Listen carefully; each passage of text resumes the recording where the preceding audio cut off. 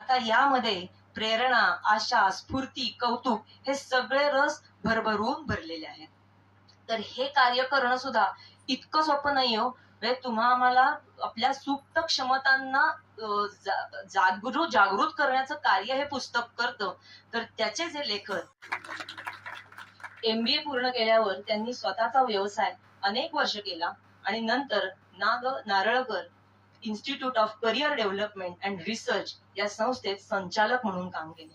पुणे विद्यापीठात PhD guide म्हणून त्यांनी काम केलं आणि भारतासह परदेशातही अनेक रिसर्च पेपर्स त्यांनी वाचले आहेत. आजवर विविध विषयांवरची 11 पुस्तकं त्यांची प्रसिद्ध झालेली आहेत. श्री हनुमान चालीसा या पुस्तकाचा इंग्रजी भाषेत अनुवाद झालेला आहे आणि सध्या कानडी भाषेत तो चालू आहे. आता हे त्यांचं 12वं पुस्तक.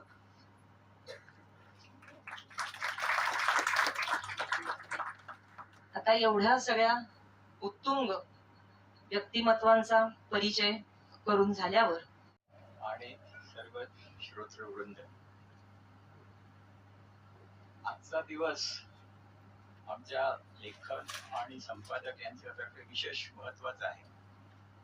तसं तर जागतिक अपंग दिवस हा 1992 मध्ये युनायटेड नेशन्सनी अनाउन्समेंट केली त्याची. आणखी आता 3 डिसेंबरला ते प्रकाशन कार्यक्रम पिंपरी चिंचवड मध्ये आधी झाला आणि तुम्हाला वाटेल पुण्यात नंतर होतोय, परंतु 3 डिसेंबरला त्यांनी फार मोठ्या प्रमाणावर रामकृष्ण मोरे हॉल मध्ये तो कार्यक्रम केला आणि त्याच्या लोकांना तो अतिशय आवडला. त्याचा जो फीडबॅक आला पुस्तकाबद्दल तोही फार छान आला. एक आमचे मित्र त्यांनी लिहिलंय की अगदी नवीन विषयावर तुम्ही पुस्तक केलंय आणि ह्याचं थोडीशी भूमिका अशी की ज्याला इंग्रजीत जेनेसिस म्हणतात, म्हणजे त्याच्यातून उगम कुठून झाला त्या कल्पनेचा. तर नेहमी आयडिया जनरेशन किंवा कल्पना कशी सुचली, पुस्तक कुठल्या विषयावर घ्यावं. तर मागच्या वर्षी जेव्हा नॅशनल ट्रस्टचं प्रदर्शन झालं होतं तेव्हा वीणाताई आणि आम्ही स्वतंत्रपणे ते बघितलं होतं, पण दोघांनाही या विषयावर काही कुठे पुस्तक आढळलं आणि त्याच्यानंतर योगायोगाने कोथरूडमध्ये एका ठिकाणी आमची भेट झाली आणि तो म्हणजे त्याही नारळकरशी संलग्न होत्या, मी नारळकर मध्ये होतो, पण तेव्हा आमची भेट झालेली नव्हती. ती आता झाली 29 नोव्हेंबर 2024, म्हणजे वर्षभराच्या आत हा सगळा पुस्तकाची रचना, त्याला आपण डिझाईन म्हणतो, बुक डिझाईन, प्रोजेक्ट डिझाईन, हा संबंध प्रकल्प वीणाताईंच्या सिंहाच्या वाट्याने हा प्रकल्प फार छान झालेला आहे. PhD केले त्यांना कल्पना असेल, PhD गाईड हा जसा नुसतं मार्गदर्शन करतो, तर माझा रोल जवळपास तसाच होता. हे मागे जायचं आणि काय काय करायला पाहिजे, काय करायचं, कसं करायचं. आणि बुकगंगा या प्रकाशन संस्थेने हे पुस्तक प्रकाशित करण्याचं त्याबद्दल मी त्यांचे अतिशय आभारी आहे.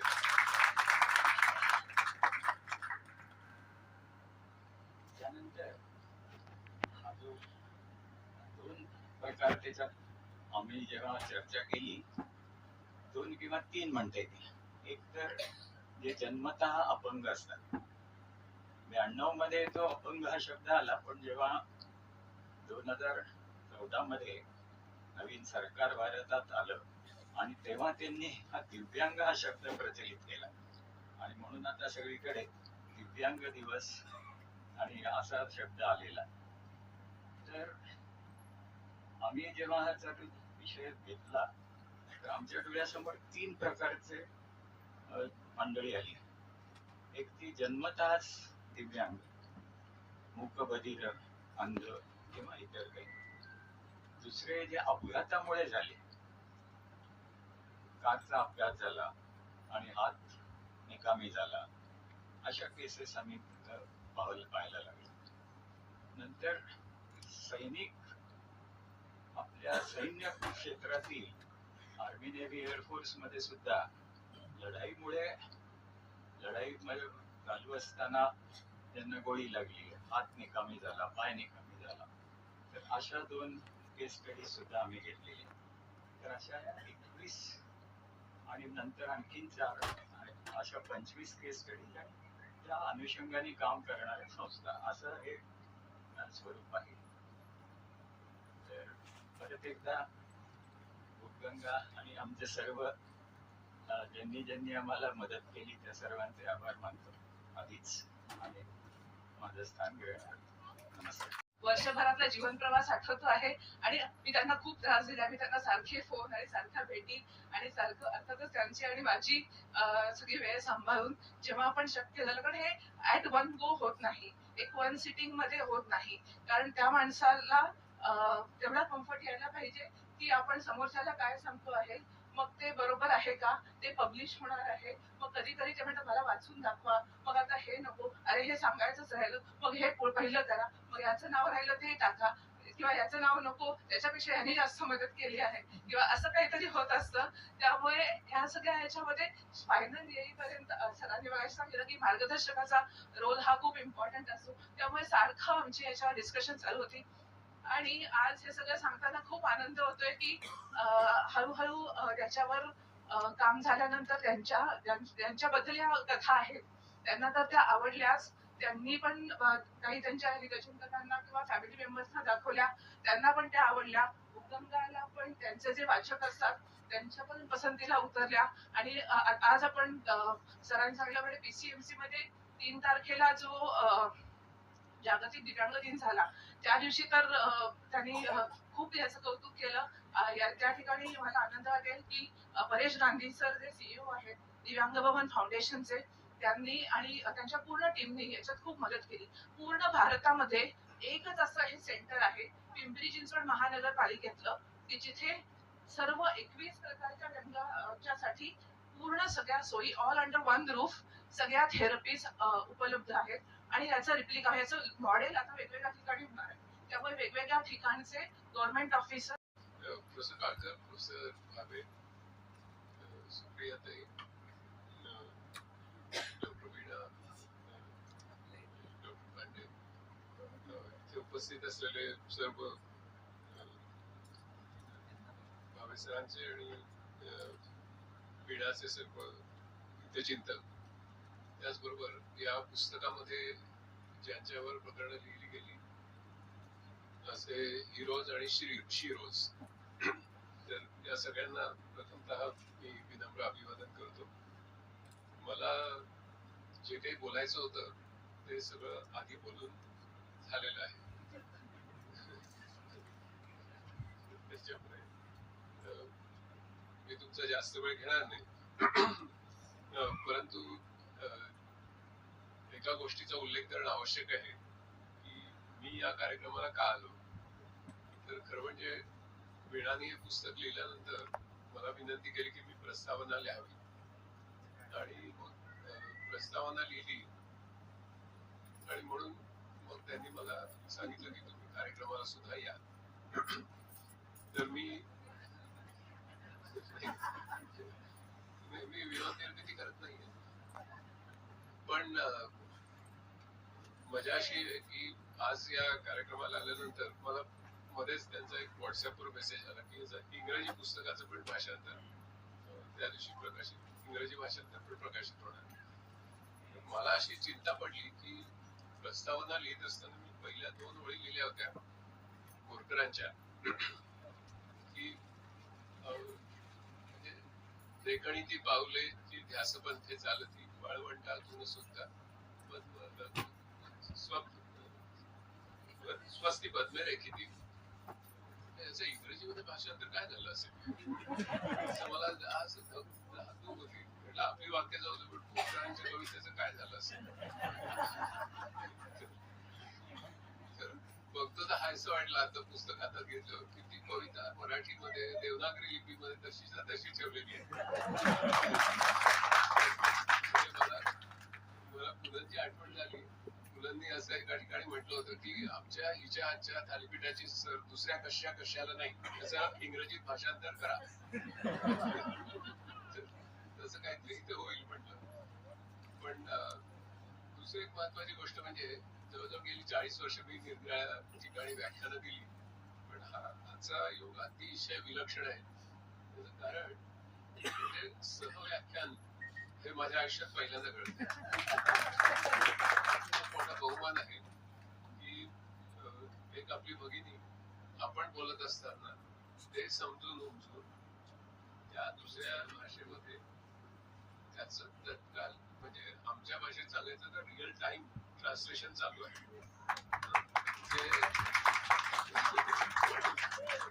ते अजून एआयला पण जमलेलं नाहीये. तर तो एक म्हणजे विलक्षण योगायोग आहे.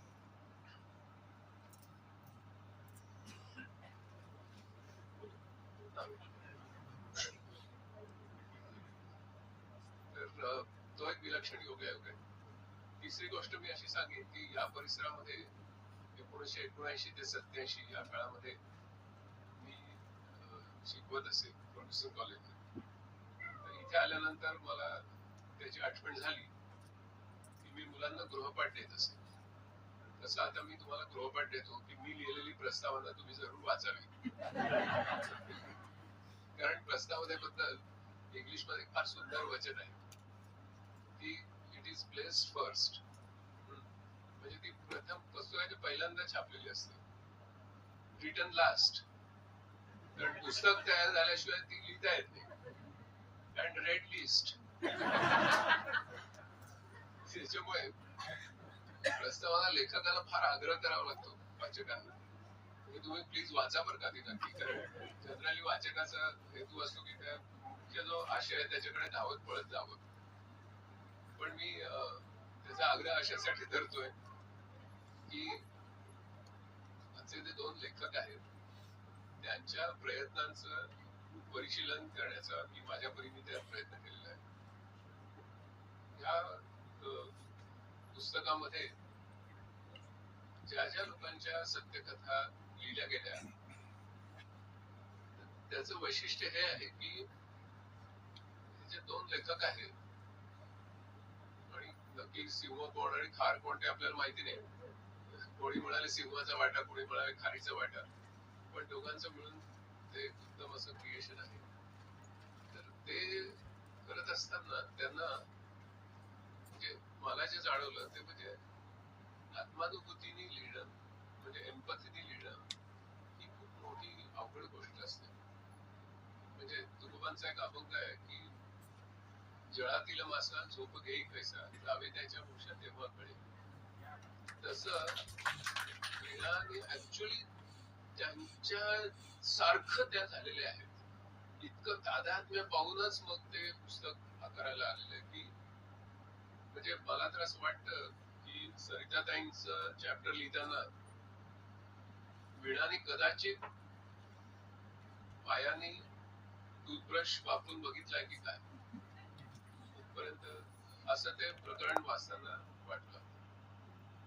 कारण सरिताताई हा नुसतं पायाने टूथब्रश वापरत नाही, तर एकच पाय आहे त्यांना, त्याच्याने ते दागिने पण बनवतात, रांगोळ्या पण काढतात आणि त्याच पायाने त्या जेवतात. कारण त्यांना दोन्ही हात नाही आहेत, म्हणजे ट्रिपल अँप्युटी आहेत त्या. तर तशा प्रकारच्या व्यक्तीशी तादात्म्य साधल्याशिवाय त्यांची व्यक्तिरेखा तुम्ही लिहू शकत नाही. आणि तसा हा प्रयत्न आहे. अनेक पुस्तकं असतात की ज्याच्यामध्ये तुम्हाला खूप माहिती मिळते, अनेक पुस्तकं तुमचं मनोरंजन सुद्धा करतात. फार थोडी पुस्तकं अशी असतात. तर मी वाचन वेळा मनुष्य म्हणजे मी काय म्हणतात त्याला इंग्लिशमध्ये बिब्लिओ मॅनिॲक म्हणतात. म्हणजे ते वाचनाचं ऑब्सेशन किंवा व्यसन असणं. फार थोडी पुस्तकं अशी असतात आपल्या वाटेला येतात की जी आपल्या विचारामध्ये परिवर्तन घडवून आणतात. आणि तसं हे अद्भुत पुस्तक आहे. तर ह्याच्यामध्ये अद्भुत म्हणण्याचं कारण असं त्याची प्रत्येक कथा अद्भुत आहे. म्हणजे ज्यांचा मगाशी उल्लेख झाला की अपघात झालेला आहे, 90% शरीराला आघात झालेला आहे, दोन्ही पाय निकामी झालेले आहेत, आपल्या आतड्याला 70 भूक पडलेली आहे, तरी सुद्धा एखाद्या फिनिक्स पक्षासारखं राखेतून उठायचं व्हीलचेअरवर बसायचं आणि अनेकांना उद्योजक करायचं, त्यांना रोजगाराला लावायचं. म्हणजे त्याच्यात म्हणजे हे अद्भुत नाही तर दुसरं काय, विलक्षण आहे. आणि त्याचबरोबर जे आपल्यासारखे तथाकथित धडधाकट लोक आहेत त्यांना स्फूर्ती देणारं पुस्तक आहे. म्हणजे माझ्या दृष्टीने या पुस्तकाचं एक पर्यायी शीर्षक हे दिव्य स्फूर्ती असं आहे.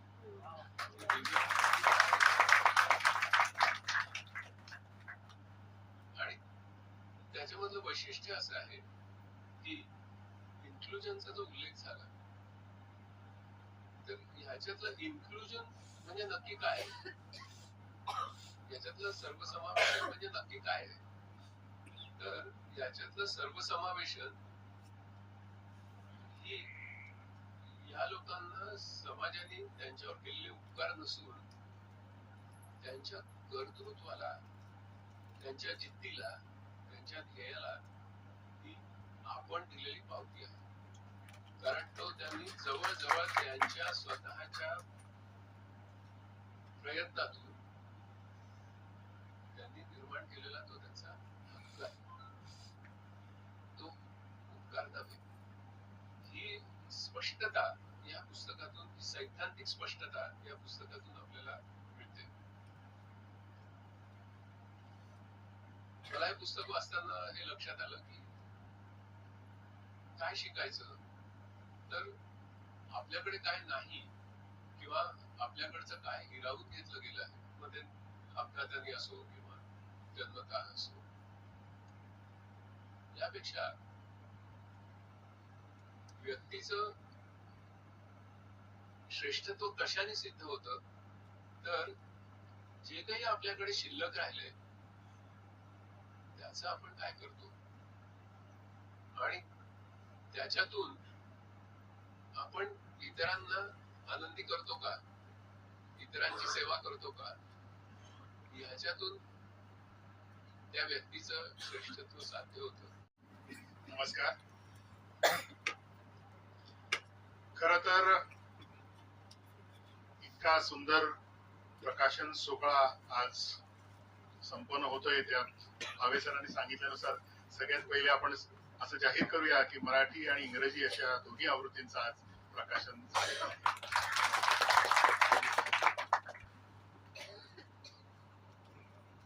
या पुस्तकाच्या निमित्ताने गेल्या जवळपास एक वर्षभराच्या काळामध्ये जसं आपण म्हणतो जावे त्यांच्या वंशा, तसं डॉक्टर बावे सर आणि डॉक्टर वीणा कारकुंडे मॅडम, खरं तर पुस्तक लिहावं असं वाटतं म्हणजे तो काही माहितीपट किंवा एखादा वेगळा विषय असं नव्हतं खरं तर.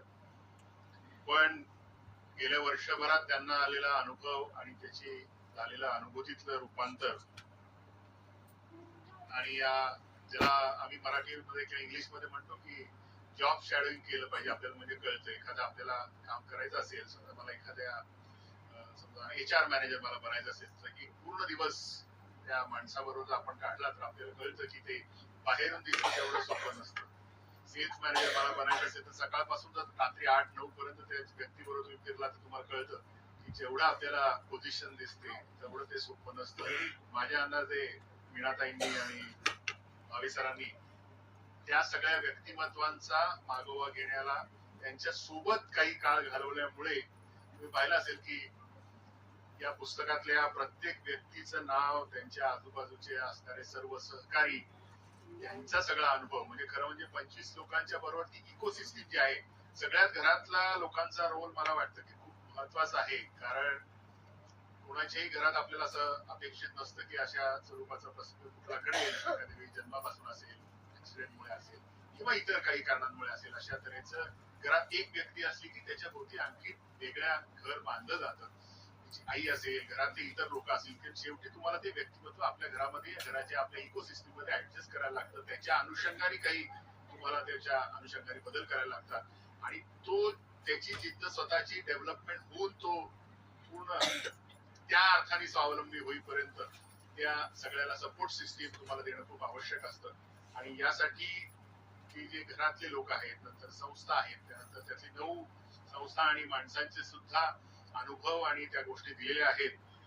आणि हे सगळं करत असताना हे सगळं आपल्याला दिसताना सोपं दिसतं, परंतु ही माणसं त्यांच्या आयुष्यात उभी राहिली, यशस्वी झाली, त्यांनी त्यांचे उद्योग, व्यवसाय, नोकरी ही जी सगळी केली, त्याच्या मागे ती काय आपोआप झालेली गोष्ट नाही. बाकी इतर वेळेला ती गरज सहज वाटू शकते, परंतु त्या मागे अनेक कष्ट आहेत, अनेक उलथापालथ्या झाल्या असतील, काही मानसिक पातळीवर असतील, काही वैचारिक पातळीवर असतील. या सगळ्या सिस्टीम मध्ये आपण पाहिलं असेल की आता आपल्याकडे कायदा झाला किंवा आपण दिव्यांगजनांसाठी थोडासा ज्याला काय म्हणतो एक व्यवस्थेसाठी आपण काही कायदे निर्माण केले, परंतु तरीही आपली सगळी व्यवस्था आपल्याकडची प्रवासापासून, चालण्यापासून, रस्तेपासून, वाहतुकीपर्यंत ही अजूनही तेवढी सगळ्या युजर्सना, सगळ्या समाजातल्या लोकांना ही फ्रेंडली अशी अजूनही नाही.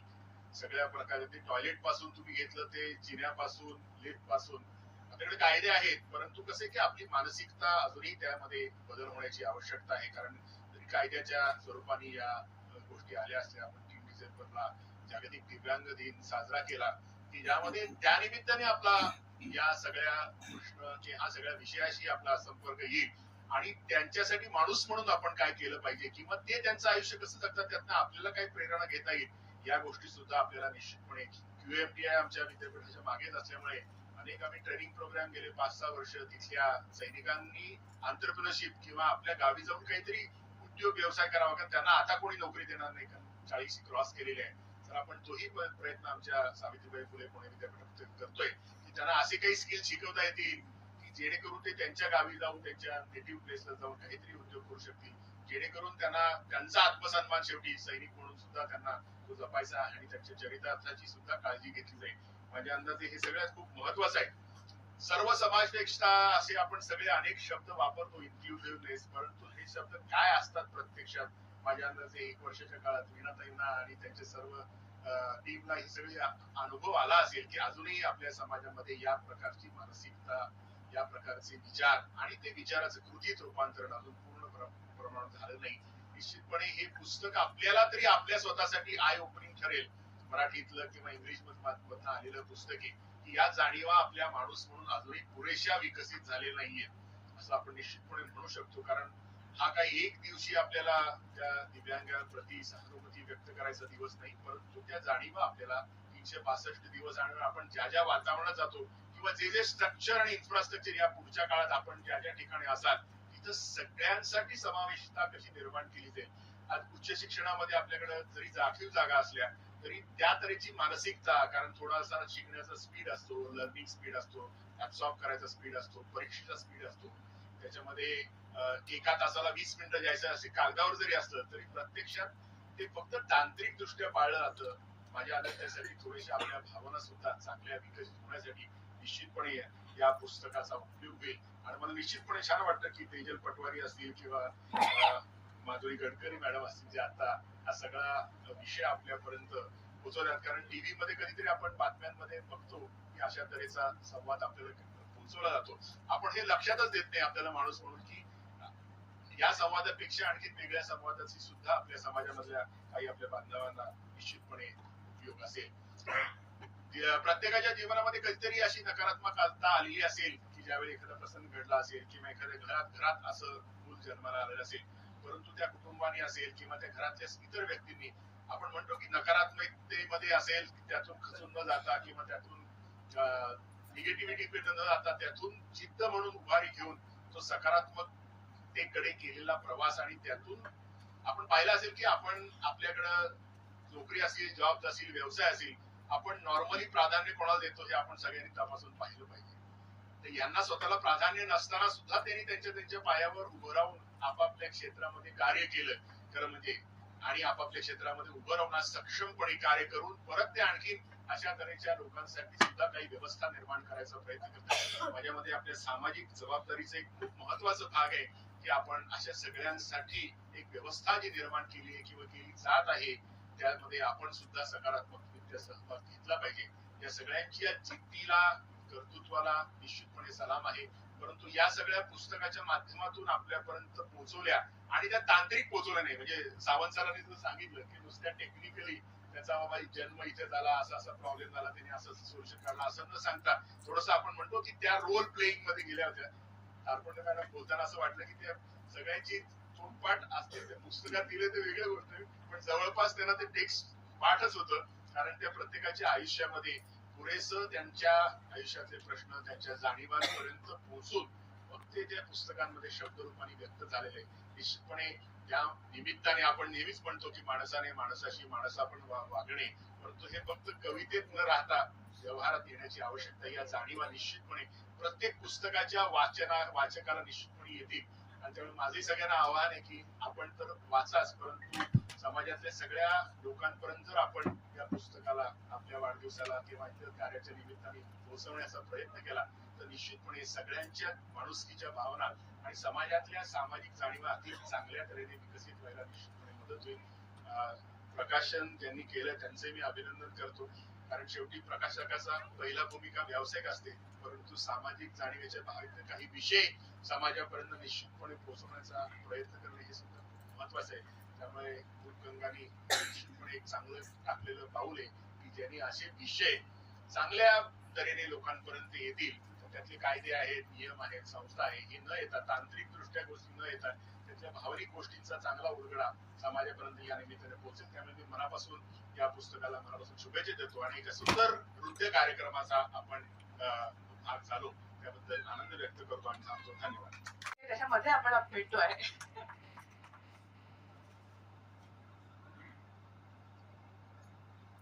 सर्वांना माझा नमस्कार. तिला वाटत होतं की माझं वय खूप लहान आहे किंवा, पण तुम्ही सगळे माझ्यासारखेच आहात.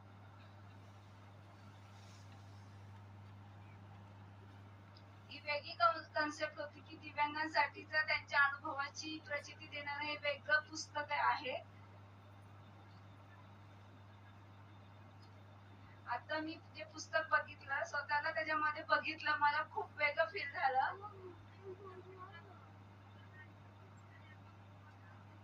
आणि माझ्यामध्ये काय वेगळं आहे आणि मी इथपर्यंत कशी आली आहे त्याच्यातलं जे माझे जे अनुभव आहे, जे वीणाताईंनी रेखांकित केले, ते तुम्ही पुस्तक घेतल्याशिवाय आणि ते वाचल्याशिवाय ते तुम्हाला कळणार नाही. तर नक्की तुम्ही सर्वांनी पुस्तक घ्या.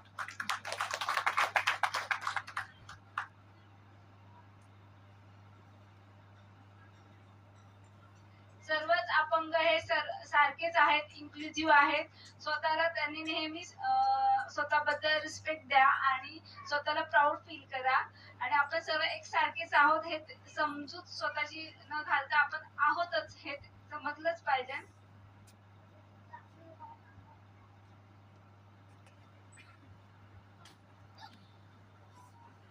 सर्वच